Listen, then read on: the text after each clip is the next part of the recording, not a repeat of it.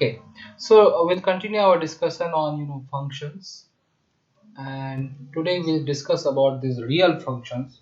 What are real functions? मतलब अभी तक हम लोग फंक्शन को बस समझ रहे थे इन टर्म्स ऑफ रिलेशन, और हम लोग कोडोमेन और डोमेन वाला स्पेक्ट्रम से देख रहे थे, फंक्शंस को समझ रहे थे.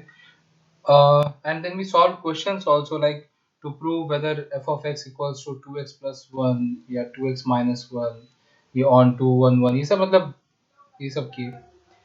तो एक्चुअली फंक्शन मतलब कैसा होता है? कुछ वैसे ही होगा. देखो, y equals to x square, yes this is a function. y equals to say x cube plus 2x plus 1, ऐसा कुछ ये भी एक फंक्शन है. So these are the real functions. These are the functions which we will be talking about. Y equals to sin x. Yes, that is also a function. ठीक है.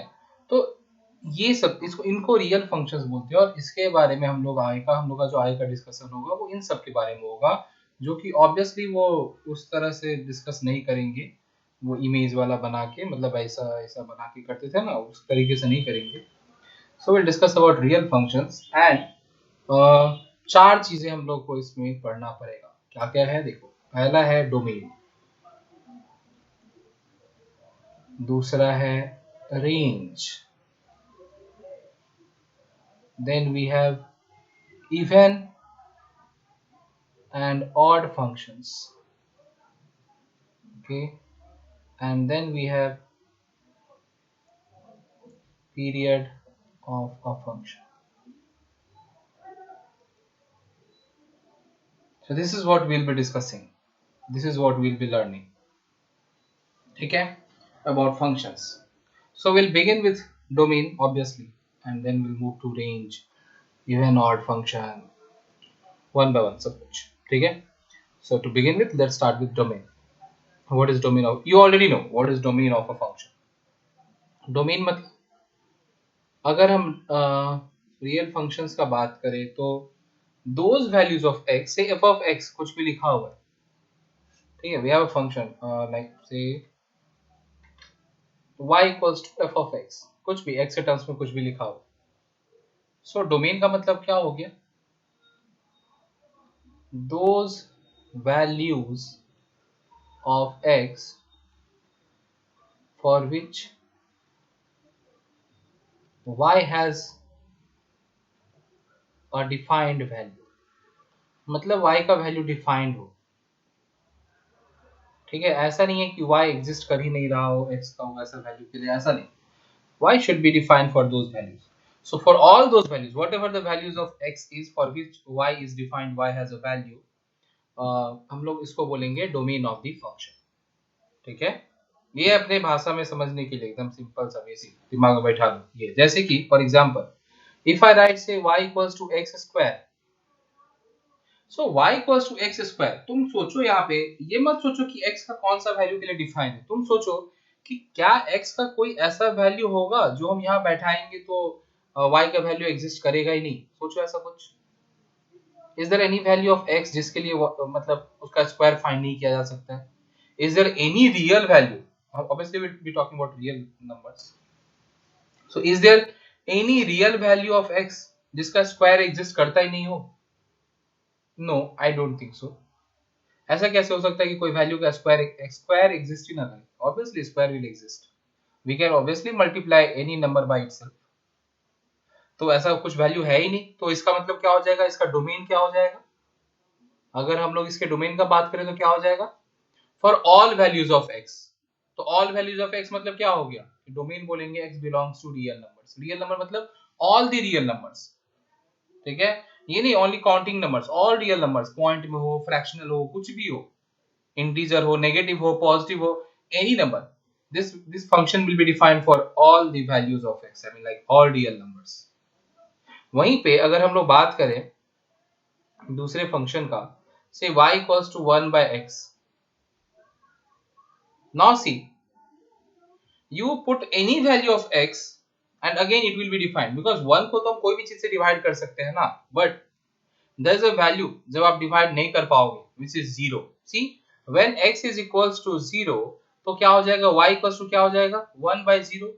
और 1 by 0 का वैल्यू डिफाइंड है क्या? Is there any defined value for 1 by 0? No, it is not defined.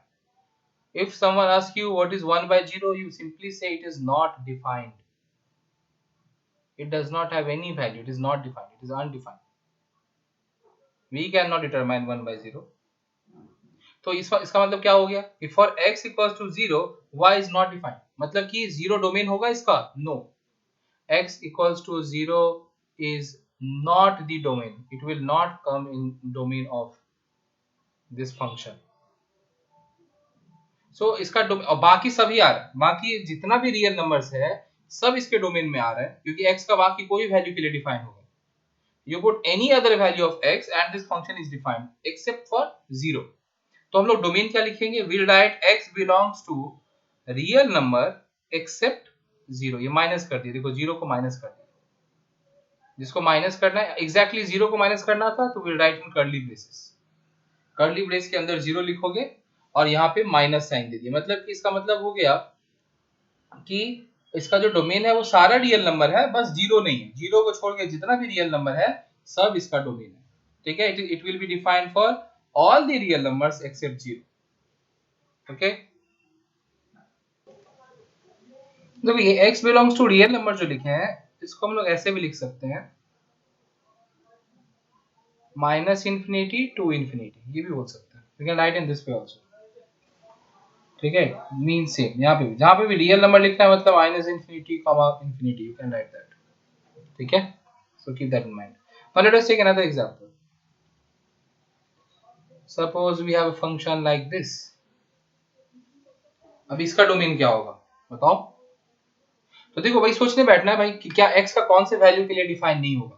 तो सोचो कि कौन सा, किस रियल वैल्यूज का रूट नहीं फाइंड किया जा सकता है, स्क्वायर रूट फाइंड नहीं किया जा सकता है. तो बात यह है कि square root all positive number and zero का भी फाइंड किया जा सकता है. ठीक है, एंड सारे पॉजिटिव नंबर्स का भी फाइंड किया जा सकता है. बस ओनली नेगेटिव नंबर्स का नहीं फाइंड. मैं नंबर्स बोल रहा हूँ, इंटीजर्स नहीं बोल रहा, नंबर्स का बात कर रहे हैं. मतलब ऑल फ्रैक्शनल पार्ट आल्सो, -1.5 -1.7, कोई भी हो, नेगेटिव वैल्यू का हम लोग रूट नहीं फाइंड कर सकते. तो इसका मतलब क्या होगा? इसके डोमेन में नेगेटिव वाला पार्ट नहीं आएगा, नेगेटिव चीज आ ही नहीं सकता, नेगेटिव नंबर्स आएंगे ही नहीं. तो इसका क्या हो जाएगा? डोमेन x बिलोंग्स टू 0 से इंफिनिटी तक. 0 will be included and we never include infinity, that you all know already. infinity कभी include नहीं होता. So 0 to infinite, this is the domain. तो इस तरीके से हम लोग को फंक्शन को देख के हम लोग बता सकते हैं इसका डोमेन क्या हो. ठीक है, okay. Now let us solve this question कि इसके लिए डोमेन क्या होगा. Find the domain. तो फिर से भाई वही बात आ जाता है कि हम लोग को सोचना है कि कौन सा x का वैल्यू के लिए डिफाइन नहीं होगा. ठीक है, तो ये सारे वैल्यूज के लिए डिफाइन होगा, बस खाली क्या होगा कि जब डिनोमिनेटर 0 हो जाएगा उस वक्त खाली डिफाइन नहीं होगा. So when x plus 2 is 0, तब ये डिफाइन नहीं होगा. तो ये ऐसा कब होगा? When x is -2. सो जब x -2 है तब ये डिफाइन नहीं होगा, बाकी हमेशा ही डिफाइन रहेगा ये फंक्शन. तो अब इसका डोमेन क्या हो जाएगा? इसका डोमेन हो जाएगा x belongs to all real number except -2. ये मत सोच लेना कि उसमें 1 by x था तो यहाँ पे भी मतलब उसमें था belongs to real number except 0, तो इसमें भी except 0 हो जाएगा. नहीं, ऐसा नहीं. कहाँ पे वो डिनोमिनेटर कहाँ पे 0 हो रहा है वो देखो. Denominator creates problem. मतलब when denominator becomes 0 तब फंक्शन डिफाइन नहीं होता. सो डिनोमिनेटर 0 नहीं होना चाहिए, ये अपने को ध्यान में रख लेना है. ठीक है, अब यहीं पे अगर मैं इस फंक्शन को थोड़ा सा और मॉडिफाई कर दूं, से आई right 1 by mod x plus 2. now think what will be the domain. तो देखो इसमें क्या होगा, ये बिल्कुल पिछले क्वेश्चन की तरह ही, लास्ट क्वेश्चन के जैसा ही है, बस खाली x को मॉड के अंदर डाल दिया. तो अब देखो यहाँ पे क्या हो रहा था, जब x -2 हो रहा था तब ये डिनोमिनेटर 0 हो रहा था. तो यहाँ पे देखते हैं कि ये 0 होगा कभी क्या. सो mod x plus 2 equals to 0 means mod x is equals to -2. किसी भी चीज का मॉड कभी नेगेटिव कैसे हो सकता है भाई? सो this is not possible. It is not possible. कोई भी, for any value of x it is not possible. It will not be possible for any value of x. ठीक है, तो इसका मतलब ऐसा कोई वैल्यू है ही नहीं जिसके लिए डिफाइंड नहीं हो. कोई x का ऐसा वैल्यू है ही नहीं जिसके लिए डिनोमिनेटर 0 हो। इसका मतलब कोई ऐसा वैल्यू है ही नहीं जिसके लिए ये डिफाइंड नहीं हो। इसका मतलब ये है कि x का हर एक वैल्यू के लिए डिफाइंड है। इसका मतलब ये है कि इसका डोमेन क्या हो जाएगा, इसका डोमेन हो जाएगा x belongs to all real number. ठीक है, लेकिन वहीं पे अगर मैं इसको वैसे लिख देता हूं कि y इक्वल्स टू देखो 1 बाय ऐसा, अब सोचो, अभी देखो, अब तुम लोग सोचो, मैं आंसर लिख देता हूं, अभी भी आंसर यही होगा, क्योंकि जब x का वैल्यू -2 होगा तब इसको 0 होना ही होगा। ठीक है, और यही क्वेश्चन अगर ऐसा रहता, see I'm making small changes, तब डोमेन क्या हो जाता, x belongs to all real number except -2 and 2। क्यों? क्योंकि देखो x अब मॉड के अंदर है, तो अगर x के जगह पे -2 बैठा है तो भी ये डिनोमिनेटर 0 आएगा, और x के जगह पे अगर 2 बैठा है तो भी डिनोमिनेटर 0 आएगा। ठीक है, या तुम ऐसे सॉल्व कर सकते थे, mod x -2 equals to 0, so mod x is equals to 2, मतलब x is equals to plus -2, so plus -2 के लिए डिफाइन नहीं होगा, बाकी सारे वैल्यूज के लिए डिफाइन होगा। ठीक है, अच्छा एक और बात, अब देखो यहाँ पे इतने सारे क्वेश्चंस का डोमेन हम लोग ने लिख लिया, अब यहाँ न्यूमरेटर में मैं कुछ भी मल्टीप्लाई कर दूं कोई फर्क नहीं पड़ेगा, बिकॉज न्यूमरेटर 0 हो या क्या हो उससे फर्क नहीं पड़ता है कि फंक्शन डिफाइन होगा या नहीं, हमेशा डिनोमिनेटर से फर्क पड़ता है कि डिनोमिनेटर 0 नहीं होना चाहिए। अगर डिनोमिनेटर 0 हो गया तो फंक्शन डिफाइन नहीं होगा। सो न्यूमरेटर में मैं यहाँ पे sin x लिख दूं, still the answer remains same, sin x into cos x लिख दूं, still the answer remains same domain का। सो न्यूमरेटर में क्या है उससे इसको कोई फर्क नहीं पड़ेगा डोमेन को। ठीक है, डिनोमिनेटर में क्या है उससे फर्क पड़ता है। सो इन सारे फंक्शंस अभी तक जितने भी फंक्शन का हम लोगों ने डोमेन लिखा है, सब में अगर मैं न्यूमरेटर में कुछ भी मल्टीप्लाई कर दूं, still the answer for the domain will remain same. ठीक है, the answer will not change. Okay, तो डोमेन इज बेसिकली हम लोग ये बोल सकते हैं कि the real value of x for which f of x is real, इसको डोमेन बोलते हैं उसका। ठीक है, या फिर अगर हम ग्राफ के टर्म्स में देखें तो हम लोग बोल सकते हैं कि value of x for which graph of f of x exist. ठीक है, तो अगर किसी वैल्यू के लिए ग्राफ एग्जिस्ट नहीं करता है मतलब वो उसका डोमेन में नहीं आएगा। जैसे कि फॉर एग्जांपल देखो, this is graph of y equals to x। ठीक है, y इक्वल्स टू x का देखो, this graph is existing everywhere, मतलब इसका डोमेन क्या हो जाएगा, इसका डोमेन हो जाएगा x बिलोंग्स टू r और real number. Let us take another example, ये this is graph of y equals to x square, और अभी हम लोग x स्क्वायर का किए थे स्टडी, क्या हाँ किए थे। तो देखो ये भी ग्राफ हर जगह एग्जिस्ट कर रहा है, so x belongs to r is the domain. ठीक है, बट देखो ये इस ग्राफ को देखो,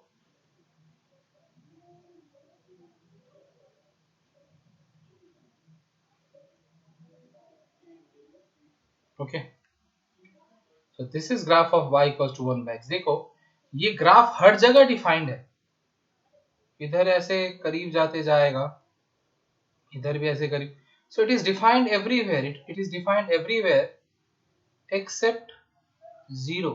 इस पॉइंट पे देखो 0 के लिए ग्राफ एग्जिस्ट कर ही नहीं रहा, एट x इक्वल्स टू 0 ये ग्राफ है ही नहीं, एग्जिस्ट ही नहीं कर रहा, तो इसलिए इसका डोमेन क्या हो जाएगा, x belongs to real number accept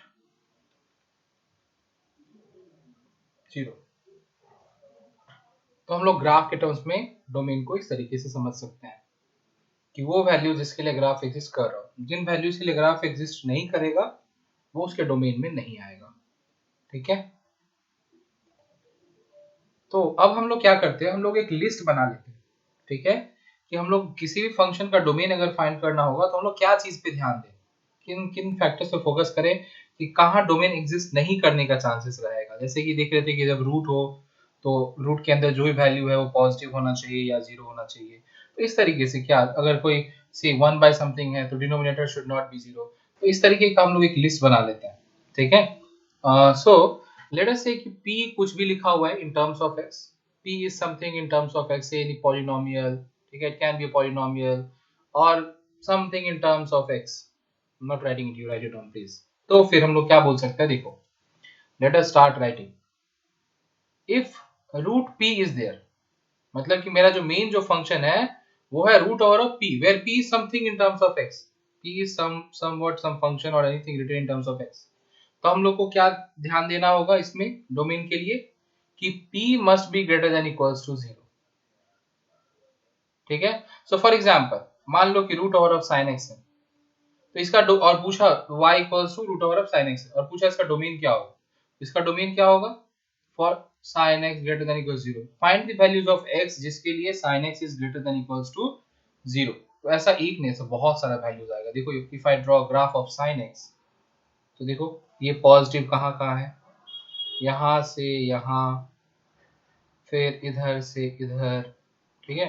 this are the values जहाँ पे sin x पॉजिटिव है, दिस आर द पॉइंट्स जहाँ sin x, तो ये सारा कुछ, ये सब कुछ हम लोग को उसको लिखना होगा, ऑल दिस वैल्यूज, ठीक है। पर मेन जो चीज यहाँ पे सीखना तो ध्यान रखना है कि अगर कोई भी चीज रूट के अंदर में है तो और हमको उसका डोमेन फाइंड करना है तो क्या लिखना चाहिए कि वो रूट के अंदर जो भी चीज है must be greater than equals to 0, उसके लिए x का जो भी वैल्यूज आ रहा है दोज आर द डोमेन्स, ठीक है। So if it is root over of something, then whatever is there inside the square root, you put that greater than equals to 0, and then whatever you obtain the value of x is your domain. Okay. Next we have 1 by p. If 1 by p is there, मतलब कि जो x के terms में लिखा हुआ है वो denominator में है, then p not equals to 0, मतलब all those values of x जिसके लिए वो 0 नहीं हो। जैसे कि 1 by sin x अगर है मान लो, तो मतलब क्या लिखेंगे कि sin x not equal to 0। तो हम लोग को सोचना यह है कि x का कौन से वैल्यूज के लिए sin x 0 नहीं होगा। So it will be all the values except क्या n पाई, क्योंकि देखो sin x कहाँ कहाँ 0 होता है, 0 पे, फिर पाई पे, फिर 2 पाई पे, फिर 3 पाई पे, सिमिलरली माइनस पाई पे, this is minus pi, 0 pi, 2 pi, except n pi where n belongs to integer, where n belongs to integer। तो इस तरीके से हम लोग डोमेन लिखेंगे, इस तरीके से एनालाइज करेंगे कि कोई फंक्शन का डोमेन क्या होगा क्या नहीं होगा। कि 1 बाय कुछ भी अगर है तो डिनोमिनेटर नॉट इक्वल्स टू 0 और उसके लिए x का जो भी वैल्यूज आ रहा है दैट इज द डोमेन। जैसे अगर 1 बाय sin x है तो लिखेंगे sin x not equals to 0, और ये कब होगा, it will happen for all the values of x, मतलब all real values of x except n pi where n belongs to integer, ठीक है। या n पाई को कर्ली ब्रेसेस में लिखना चाहिए, हाँ, okay. Now what if we have this, तब क्या होगा, देखो तब ये होगा कि 0 भी नहीं होना चाहिए p should not be 0 also and it should not be negative also, because root भी आ गया ना, एक तो डिनोमिनेटर में आ गया, दूसरा रूट आ गया, तो ये दोनों कंबाइन हो जाएगा कि 0 भी नहीं होना चाहिए और नेगेटिव भी नहीं होना चाहिए। तो इसका मतलब क्या हुआ, पॉजिटिव होना चाहिए। सो p greater than 0, this is the domain, simply 0 भी नहीं है और नेगेटिव भी नहीं है, तो मतलब क्या है, पॉजिटिव है। सो p ग्रेटर देन 0। अब मैं हर एक के लिए एग्जांपल नहीं लूंगा, I will keep writing this in terms of p। Suppose we have log, तब भी यही होता है कि p ग्रेटर देन 0, 0 नहीं हो सकता,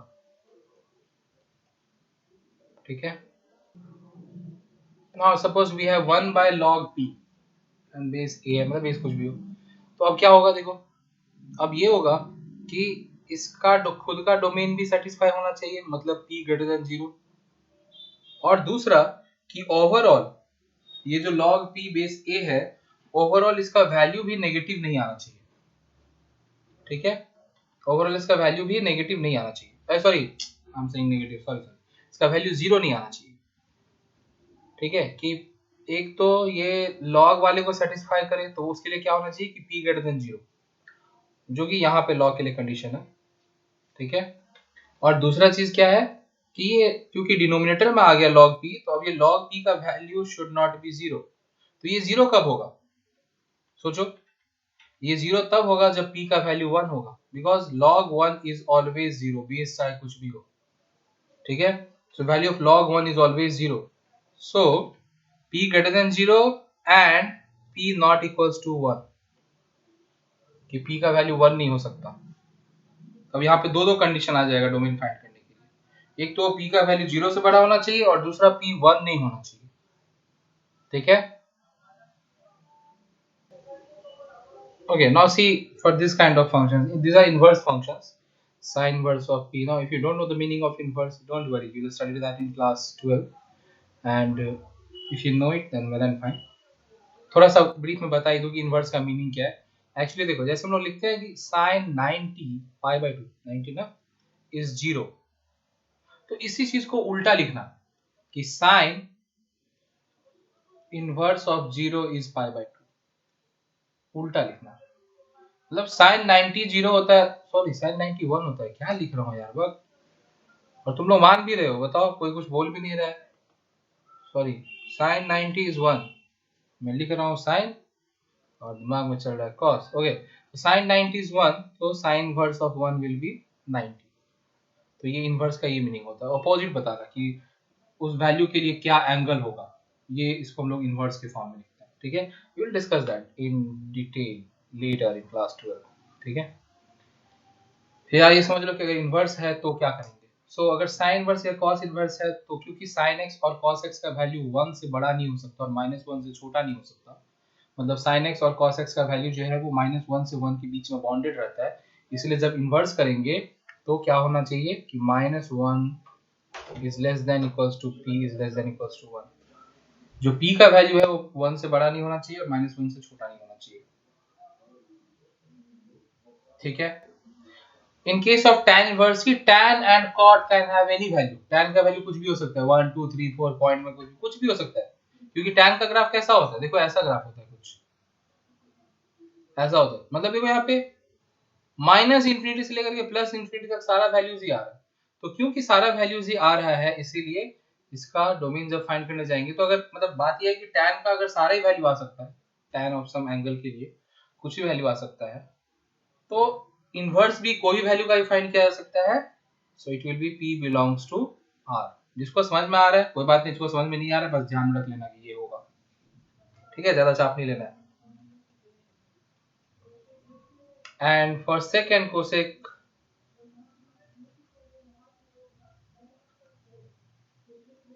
देखो यहाँ और लिखे हैं, एंड नहीं लिखे हैं, क्योंकि कोई भी वैल्यू ऐसा नहीं होगा जो -1 से छोटा भी हो और 1 से बड़ा भी हो, ऐसा कोई वैल्यू नहीं हो सकता। इसलिए और लिखे कि दोनों ही चीज होना चाहिए, -1 से छोटा जो है वो सारा वैल्यूज भी, और 1 से जो बड़ा होगा वो सारा वैल्यूज भी। और एंड में दोनों में डिफरेंस है, बहुत डिफरेंस है। एंड मतलब हो गया कि दोनों ही कंडीशन सेटिस्फाई होना चाहिए। ठीक है, कि ग्रेटर देन 0 भी हो और नॉट इक्वल्स टू 1 भी हो, दोनों ही कंडीशन सेटिस्फाई होना चाहिए। ठीक है, फॉलो द कर्सर। और इसका और का मतलब क्या हो गया कि either of this condition should satisfy, मतलब कि अगर कोई ऐसा नंबर है जो -1 से छोटा है तो भी चलेगा, और अगर कोई ऐसा है जो 1 से बड़ा है तो भी चलेगा। ठीक है, सो दोनों ही चलेगा। और एंड का डिफरेंस समझ लेना। नेक्स्ट वी हैव से tan p sec p।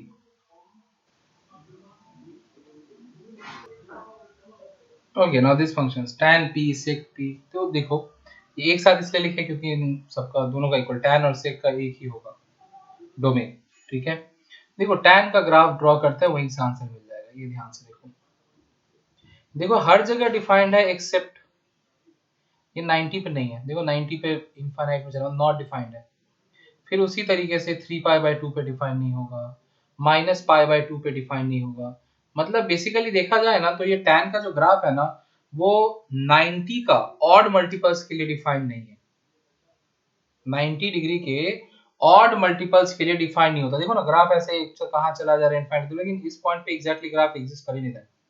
मतलब एग्जैक्ट क्या होगा वो नहीं है, नॉट डिफाइंड लिखते हैं ना हम लोग, tan 90 अनडिफाइंड।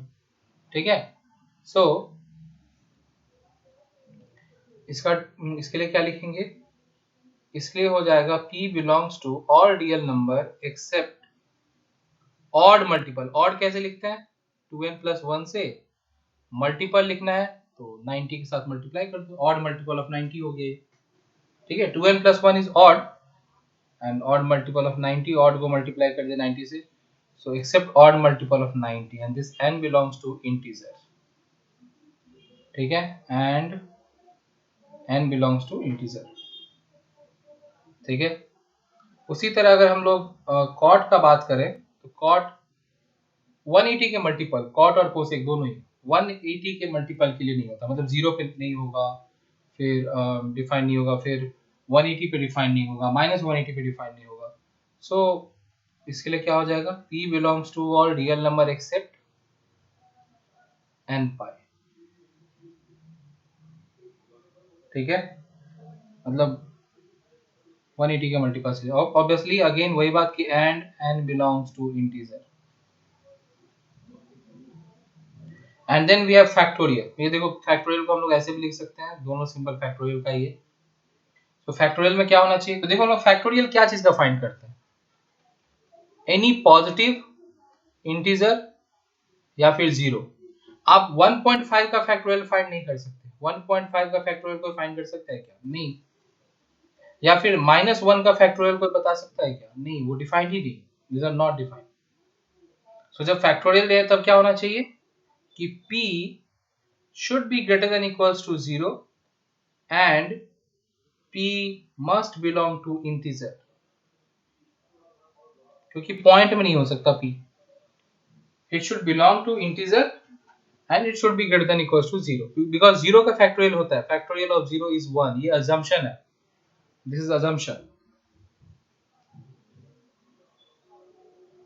ठीक है, पर इंटीजर का ही खाली फैक्टोरियल फाइंड होता है और वो भी पॉजिटिव इंटीजर का, पॉजिटिव या फिर 0, नेगेटिव इंटीजर का आप फैक्टोरियल नहीं बता सकते। ठीक है, सो दिस इज इट। हम लोग इतना ध्यान में रखेंगे तो हम लोग इसको यूज करके बाकी अदर फंक्शंस का हम लोग डोमेन फाइंड कर सकते हैं। ये सब हम लोग इसलिए पढ़ रहे हैं सो दैट डोमेन फाइंड कर पाए, सिर्फ डोमेन लिख रहे हैं हम लोग। ठीक है, कहीं टॉपिक से डाइवर्ट मत हो जाना, भूल मत जाना। ठीक है, so this is it for this session। We'll continue our discussion on domain of the function। We'll discuss questions also and rather we'll continue our discussion on functions because range और बाकी सब भी तो है ना, वो सभी तो कवर करना है ना। So we'll continue that। Till then keep watching and keep learning। Thank you।